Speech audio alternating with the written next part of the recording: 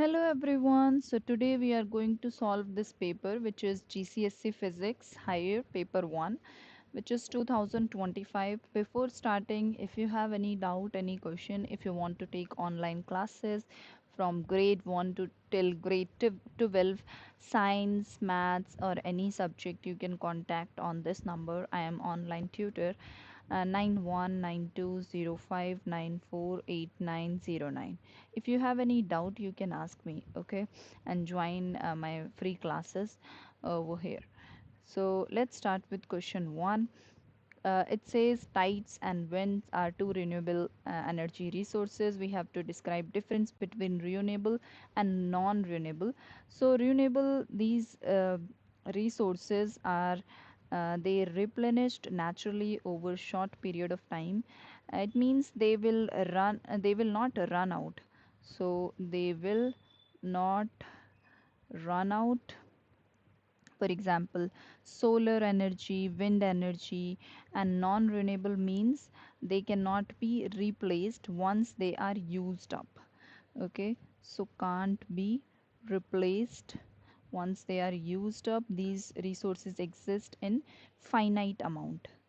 Okay, and they take millions of years to form, like fossil fuels, coal, oil, gases, nuclear fuel, and all. Next, write down the equation which links density, mass, and volume. So, density is equals to mass over volume. Next question is this. We have given density. This is density, and this is mass. We need to calculate volume. So, because density is mass over volume, so we need to calculate volume. If we rearrange, if we take volume here, this density will go there. So, this will become mass over density, and mass is this 8,240 824,000, sorry, divided by density is 1030. So if we divide it, we will get 800 meter cubes. Next, we have this graph question. Speed of the tide or the speed of the wind past a turbine is called flow speed, and here we have power. On x-axis we have flow speed, and this is for tidal, and this is the dashed one is for wind turbine. So it says as flow speed increases, power output increases. Give two other conclusions that can be made using information in figure 2. So as we look here, flow and uh, power output, they are increasing. So at any given flow speed, the tidal turbine produces a significant higher power output than the wind, right? Suppose if I take 1 at 1 meter per second, okay, what is the value of wind turbine? Wind turbine is that this, right? This is around 2.5, but at the same flow speed, if I take, if I see here, this is above 15, let's say, this is 16.5. Okay, so we can see at the same flow speed at 1 meter per second, the power output is more for tidal than wind, right? Then comparison, if like to achieve a specific power output, the wind turbine require a much higher flow speed, right, as compared to tidal turbine. So this is what you can write here. um, efficiency is higher for tidal power, right? Let's see next question. Here we have this figure which is showing turbines used to obtain data for figure 2. Where is figure 2? Okay, this. Okay. So compare the environmental impact of wind turbine and the tidal turbine. So first, if you see, first we can talk about visual and noise pollution. Noise pollution, because in wind turbines, because they are large in structure and they are located on land and they are highly visible and they can cause noise pollution. So wind turbine, they cause noise pollution for nearby residents, um, and tidal turbines, being underwater and smaller, they have minimal visual impact, and noise is like it is dissipated by the water. Next impact we can talk about wildlife.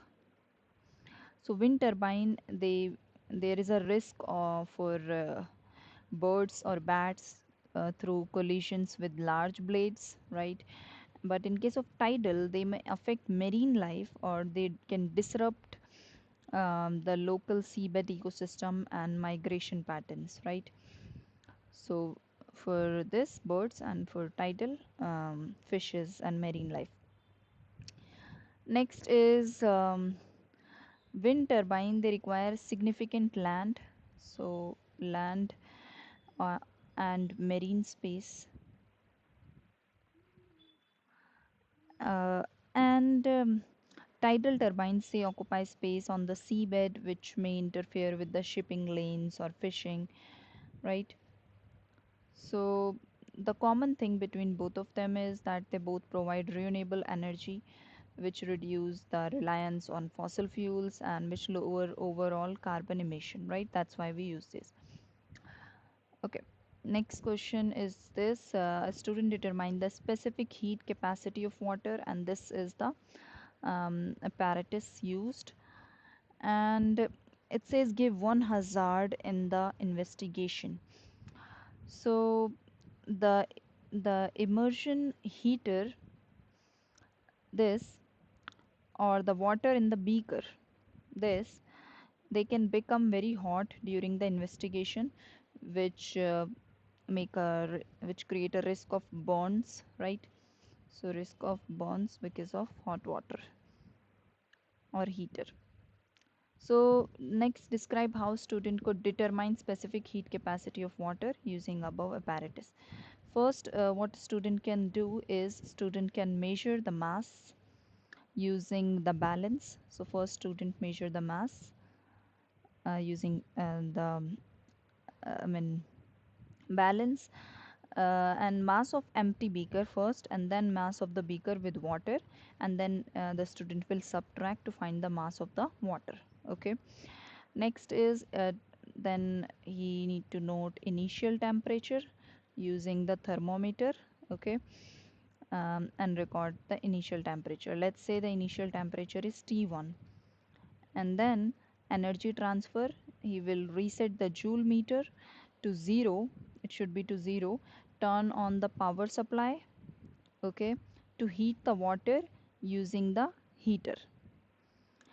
So third one is energy transfer basically. Then the final readings after a sufficient temperature rise, um, uh, will turn off the power and stir the water and record the highest temperature, which will be final temperature. Let's say that's T2, and the total energy transferred from the joule meter. So energy transfer is, let's say, E. Then we will do a calculation, which is this: C is the specific heat capacity, is equals to E is the total energy, M is the mass, and then change in temperature, which is T2 minus T1, final minus initial temperature. Okay.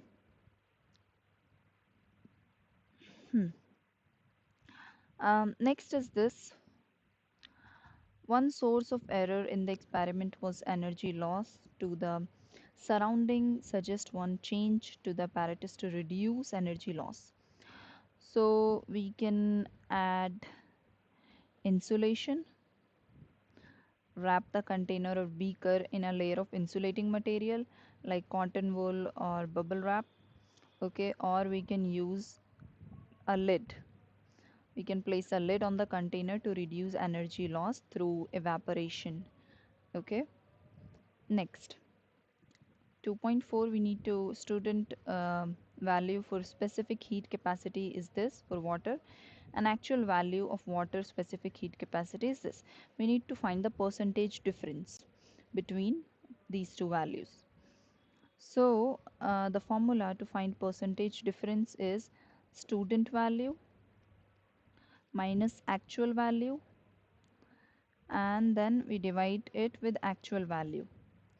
Okay, and we need to take mod of this. Mod means the value, even if your answer is negative, you need to consider it positive because it is percentage, so multiply it with 100. So student value is this, 4410 minus 4200 divided by actual, which is 4200, right? And if we take difference, you'll get 210 over 4200 and times it by 100. So here I should write 100. So if we solve it, this, if we divide it, is 0.05 times 100, which is 5%. So the answer is 5%. Here a student investigated how current in an LED varies with potential difference, and this is the result on why we have current here, potential difference in volt. Give one reason, one way the student could have varied potential difference across LED. So student can you adjust variable resistor, right? So yeah, variable resistor can be adjusted to change the potential difference. Next here, relation between current, potential difference and resistant is this: V is equals to I times R. Determine resistance of LED if this is the potential difference. So we know the formula is V is equals to I times R, right? What we have to find resistance. So resistance will remain here. We will divide both side by I. So it will be over I, right? Because we need to find this, so we divide it by this. Now, okay, let's see. This is given 3 volts is the potential difference. Now we need to find the current. So let's go to the graph. When potential difference is 3, this is the current, which is between these two, 0.15 and 110. So let's say this is 0.12. Okay, I'm going to consider it as 12, or we can say 12.5. I mean 0. Okay, let me just take 12. So 3 over 0.12, and if we divide this, so what we will get is um, 25. Okay, so this 25 ohm is the resistance. Let's see next question. It is the student reversed the connection to power supply and varied the potential difference across LED. Explain why ammeter displayed a value of 0 for all the values of potential difference the student used. Because LED is a diode. Okay, it is a component that allow currents to flow in only one direction. So current can only flow in one direction here. So when connected correctly, which is called forward bias, LED has low resistance which allow current to flow. But when we like reverse the connection, LED has a very large, uh, very high resistance. So because of high resistance, the this will prevent current from flowing through the circuit, and that's why it is showing 0 ampere current.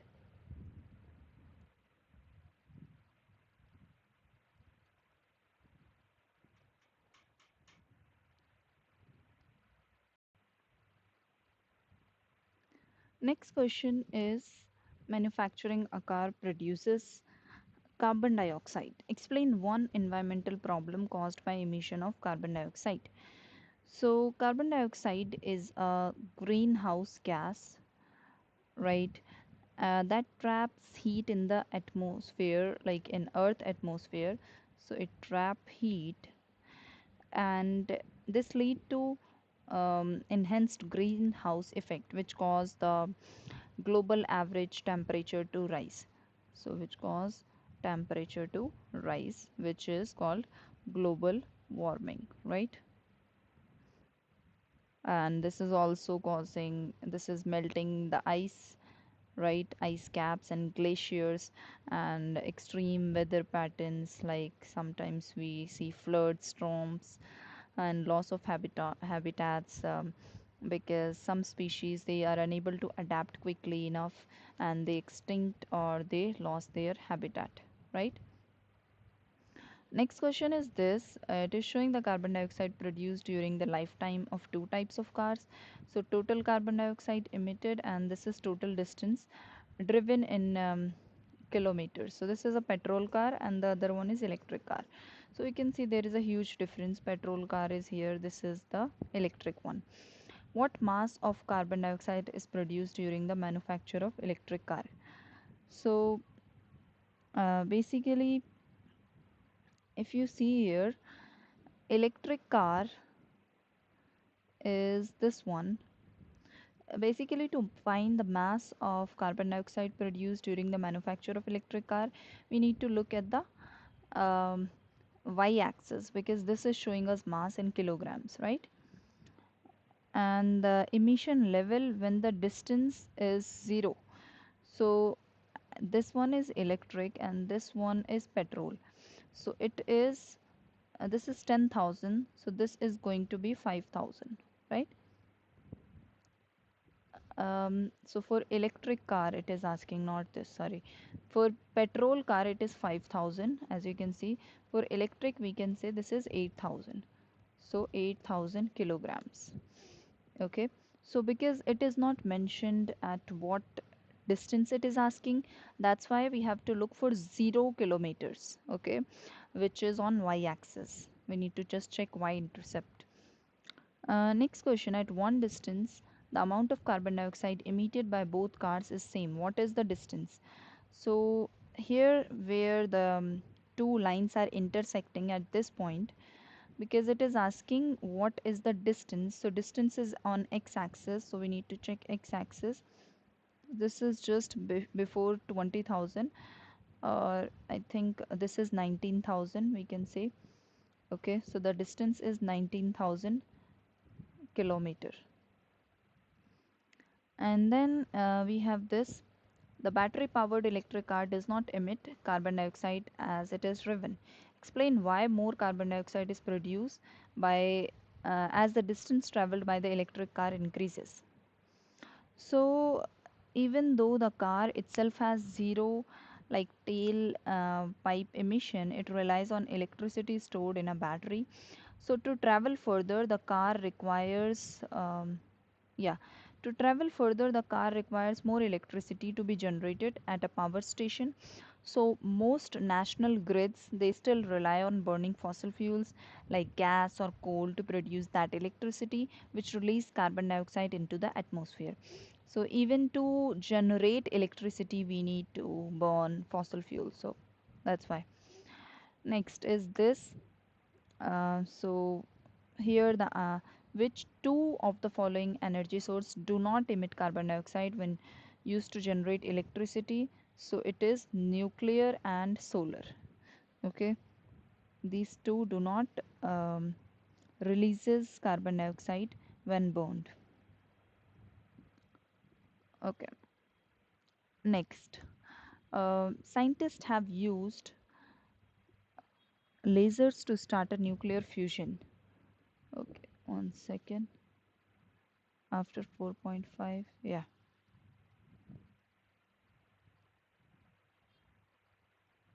Okay.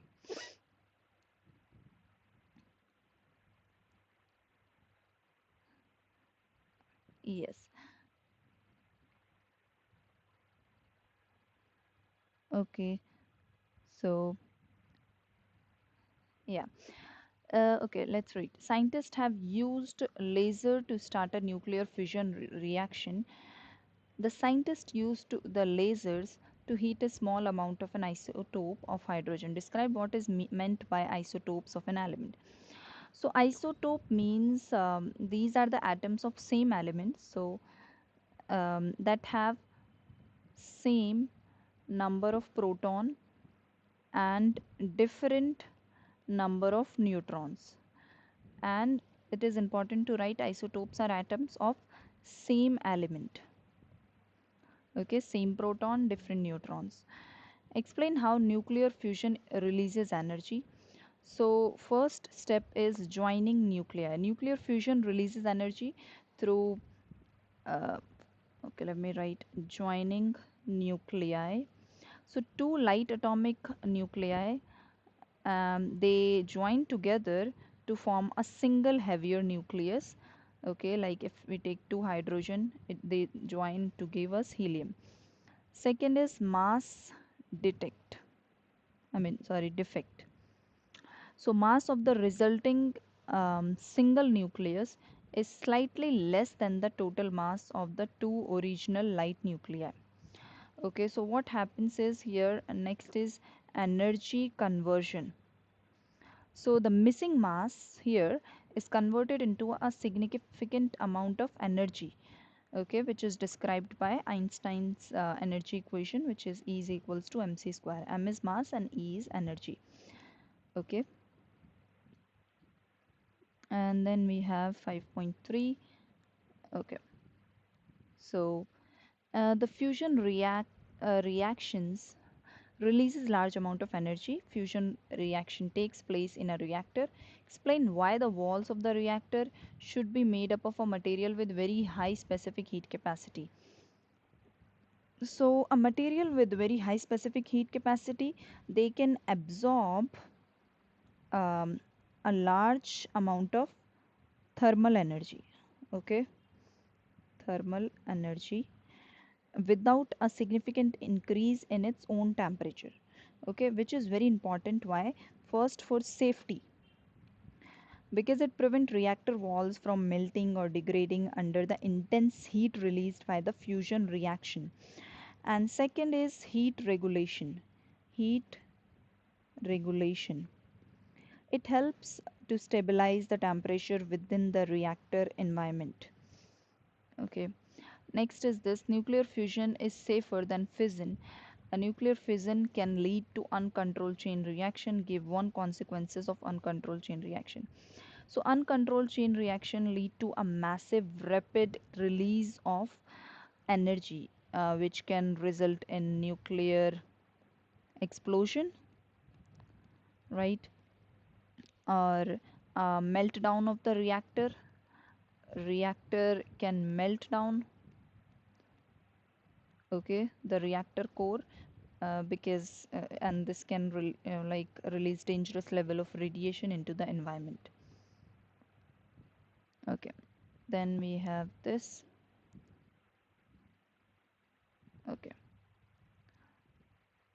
so okay, here we have shown a battery powered hand warmer that contains a heating pad, and the battery transfer energy to release energy to increase the temperature of the heating pad. This is the heating pad. Mass is given, and then uh, when the hand warmer was switched on, the energy transfer to the heating pad was this. So this is energy transfer. Specific heat capacity is given. We need to calculate temperature increase. So okay, so basically temperature increase is like what we need to do here is because specific heat capacity is given, so there is a formula to find the temperature increase. We can use this change in energy transfer. This is energy transfer, mass times specific heat capacity times change in temperature. So what we need here is temperature, right? So I will just need to rearrange this. So these two things, they will move the other side. So this is what we will get, right? Change in energy is 8000 joule, and then mass is 0.20 times specific heat capacity is 1600. So if we solve it, we will get 25 degrees Celsius. Okay, this is the change in temperature. Now, this one, a hand warmer was powered by 5-volt battery. Battery transferred 180 kilojoule of energy. Calculate charge flow through the battery. So the formula that we will use is this: E is equals to E is energy, Q is charge, V is potential difference. We need to find charge, so we'll keep charge here, and this thing we need to move here. So energy over potential difference. Energy is 1180 kilojoules. So to convert it into joule, we will multiply it with 1000, so which will give us 180,000 over 5 volt. So if you divide, you will get 36,000 coulombs. Okay, next is this. The circuit inside a hand warmer it can be connected to a mobile phone to recharge mobile phone. This is the circuit diagram. When the hand warmer is connected to a mobile phone, the heating pad of the hand warmer is represented by the resistor symbol. Explain how closing both switches S1 and S2 affect the power output of the battery compared with only closing switch S1. So basically, closing both switches S1 and S2, it will increase the power output of the battery compared to closing only S1, right? Because resistance, when both switches are closed, the heating pad and the mobile phone, these are connected in parallel, right? And adding a component in parallel, it provide additional pathway for current. There are two pathways, one is this, another is this, right? Which decrease the total resistance. So since the potential difference from the battery, it is constant, which is 5 volt. So according to Ohm's law, which is current is equals to potential difference over resistance, it says that if we decrease resistance, the total current will increase, right? And we know then power is potential difference times current. So if we increase the total current, the total power output of the battery will also increase. Okay, so this is how it is going to work. You need to mention these two formulas, and using these we can explain here. And how, because they are connected in parallel, this thing also should be mentioned. Next one, some atoms emit radiation. Why do scientists sometimes change the model used to describe the structure of the atom? So this one is correct. New evidence is discovered that existing models cannot explain, right? When new experiment like Rutherford Gold, it give us result that don't fit the current model, the model must be replaced. Next, when radioactivity was discovered, the dangers of radiation were not known. Some scientists were irradiated and contaminated while working with the radioactive material. Describe difference between radiation, irradiation and radioactive contamination. So irradiation is this occurs when an object is exposed to ionizing radiation from an external source. The object does not become radioactive itself, but radioactive contamination, this occurs when radioactive atoms, the source material, get onto or into the object. The object remains radioactive as long as the material is present. Okay,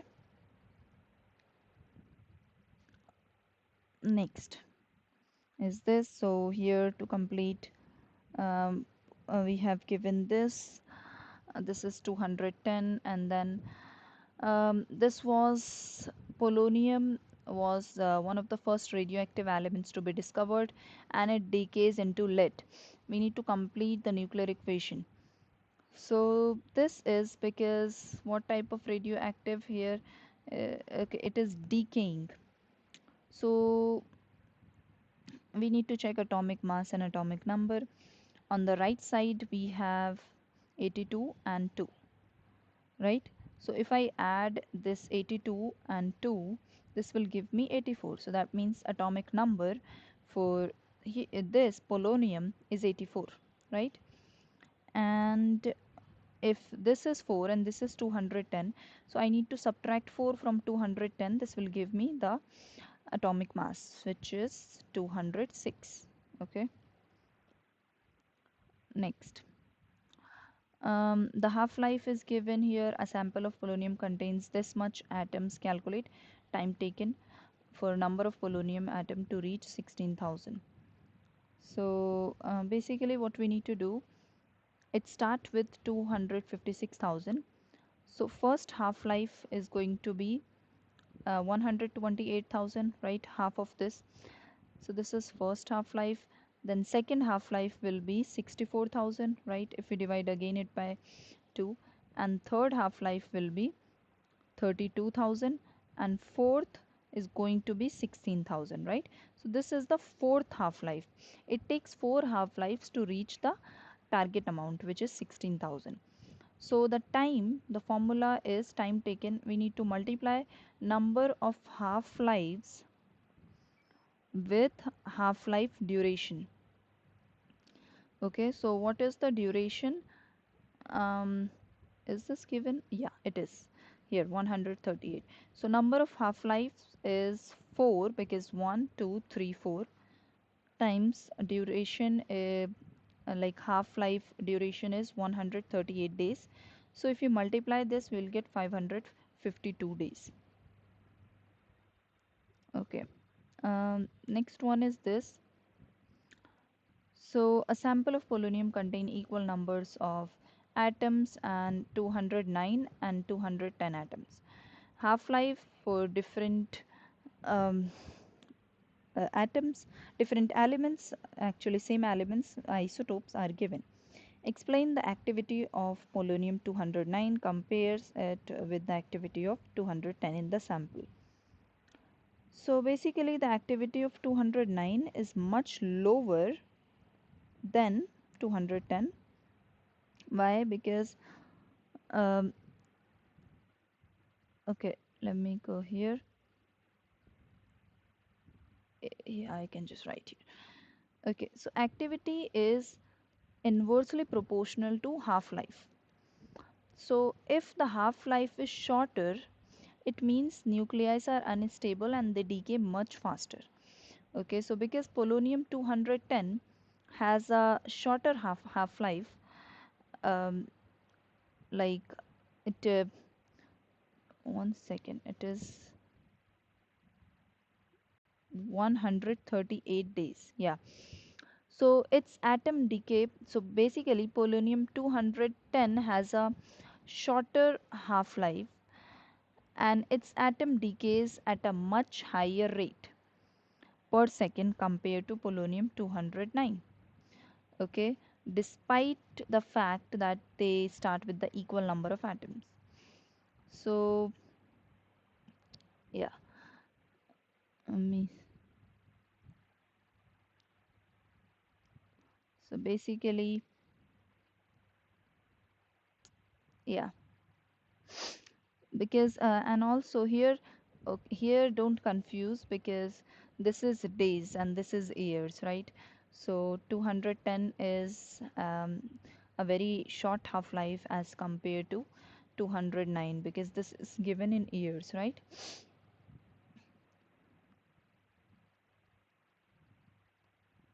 Okay, let's see next question.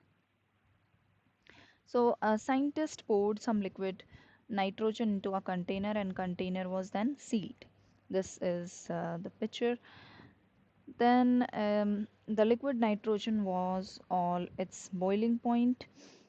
It was at its boiling point, and this is the thermal energy that was transferred to liquid nitrogen. 50 gram of nitrogen turned into a gas. Calculate specific heat, not specific heat. It is specific latent heat of vaporization of nitrogen. So what we need to do here is, basically we will use the formula energy is equals to mass times L, which is specific latent heat of vaporization. This is what we need to find, so I will write L here and divide energy by mass, because I need to find this. So energy is 9950.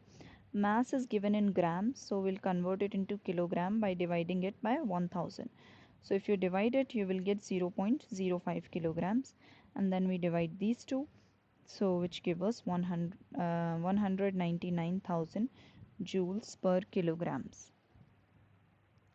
Next is this.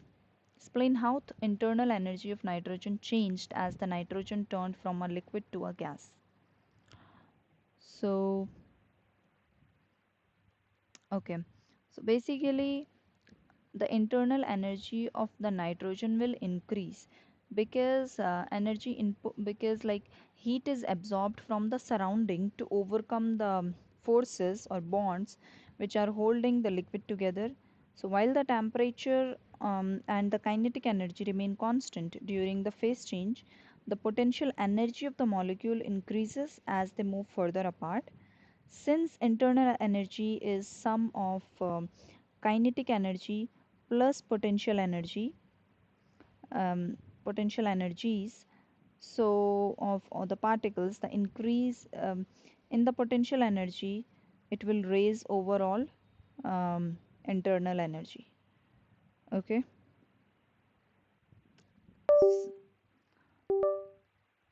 Okay, then we have this. After the nitrogen has boiled, temperature of gas increased. Explain how pressure in the container changed as the temperature increased. So as the temperature increases, the nitrogen gas particles gain more kinetic energy and they move faster. So, kinetic energy is also increasing, and they will collide with the wall of the container more frequently and with greater force. Since the pressure is force over area, right? And if we increase the force, this will also increase the pressure, right? That's why. Okay, then we have here, it is showing a garden water feature. This is top container, this is bottom, length is given. Water features has the electric motor that pumps water from bottom to the top.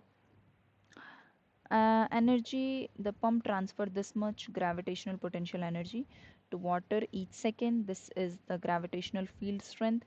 Determine mass of water passing through the pump each second.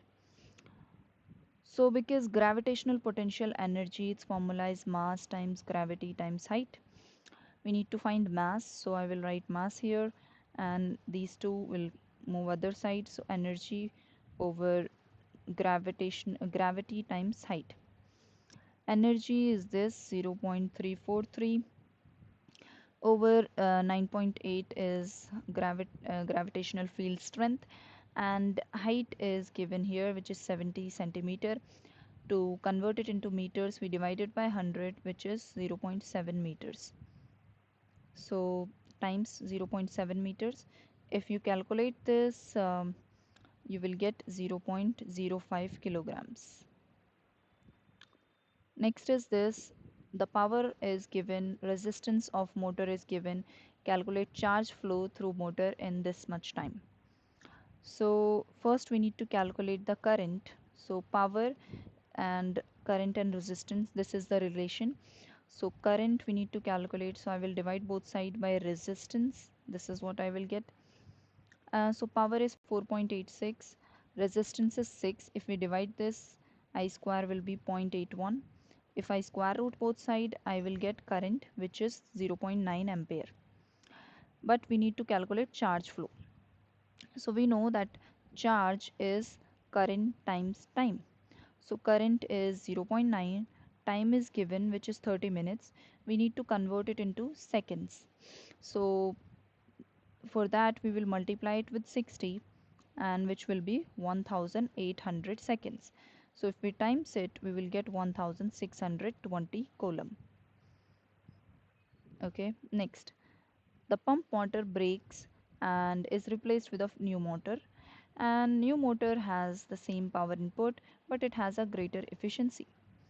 Explain how new motor pump would affect the flow of water in the water feature. So because the new motor is more efficient, a higher proportion of the input energy is transferred into useful kinetic energy. Okay, and rather than being wasted, a higher proportion of the input is transferred into useful kinetic energy, and this means water will be pumped at a faster rate. Okay, with more pressure, and it will increase the overall flow of the water feature. Then here it is showing a device that accelerates a toy car at the start of a racetrack.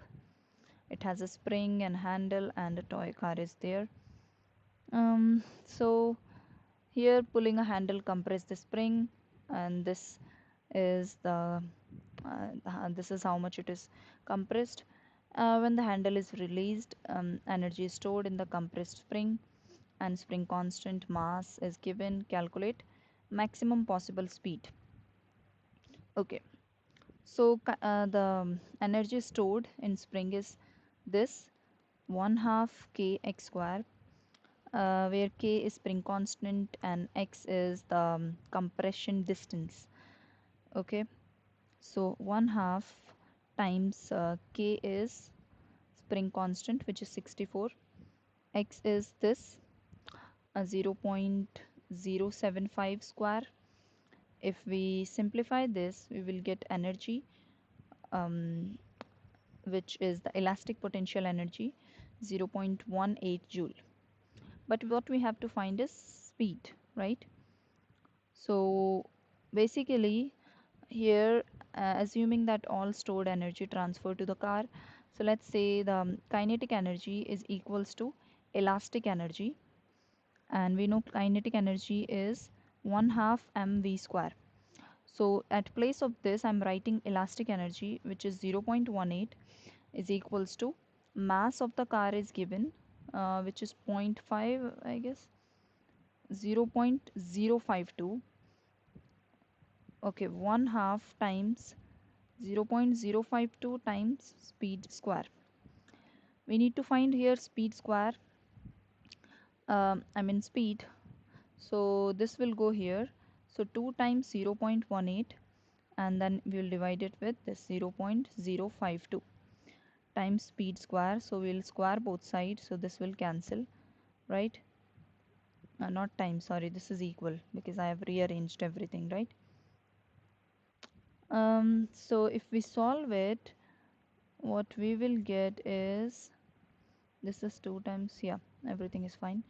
So if you solve this, you will get 2.6, because you have to like round it. So it will be 2.631, but the answer will be just 2.6 because two significant figures.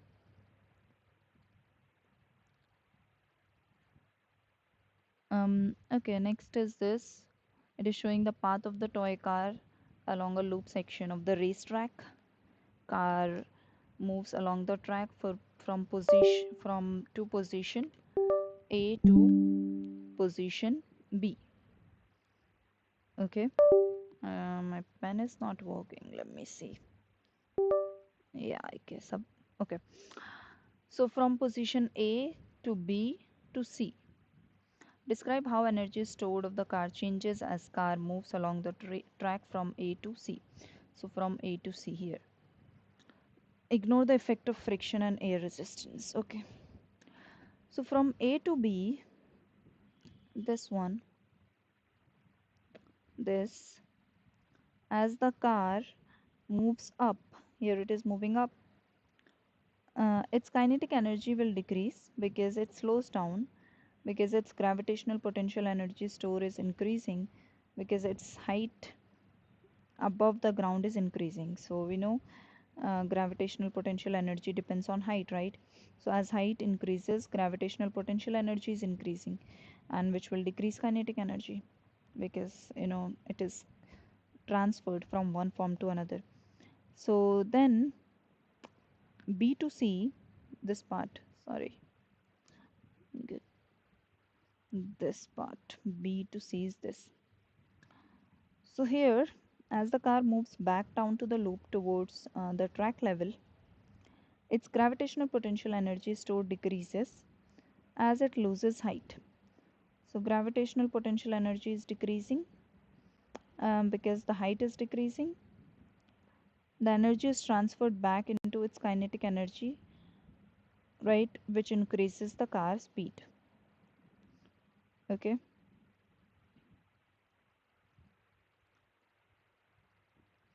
Next, at the end of the racetrack, the toy car passes through a light gate that measure the speed of the car. Which two measurements are needed to determine speed of the car? So length of the toy car and the time for the toy car to pass the light gate, because we know speed is distance over time, so we need distance and time to determine speed. Yeah, this is it.